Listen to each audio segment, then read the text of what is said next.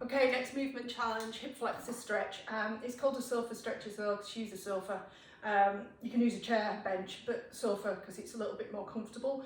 Do need some cushioning for your knee. It can be a cushion, blanket cushion, whatever you've got, just to make it a little bit more comfortable on your knee. So this is, I love this stretch, it's great. It's to test though, it feels like a quad stretch, or it can feel like a quad stretch, but it's mainly about checking out how much hip extension you've got. So how much your thigh bone will go behind you, and how easy that is. So to get in position, it's almost like you're on all fours and you're going to bring up one foot against the, or on the seat of the, what am I saying? Seat of the sofa, yeah.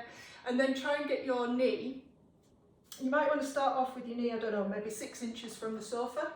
And then you're going to bring yourself into a lunge position. So I'm bringing my, if it's my right foot that's up, I'm bringing my left foot forward. So my shin's vertical and my hands are on the floor to start with.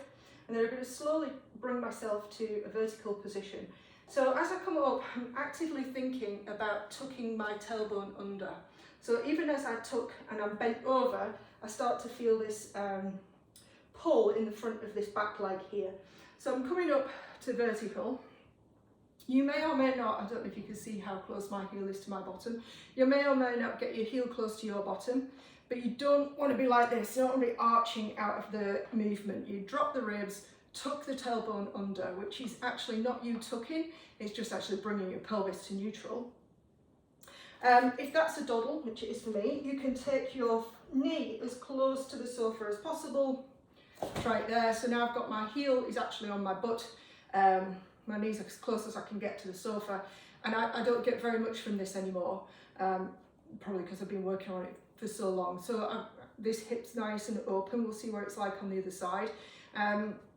So you want to be checking, you know, symmetry again. What's it like from side to side? How miserable are you here? Can you keep the tuck, or do you find yourself kind of thrusting and moving out all over the place?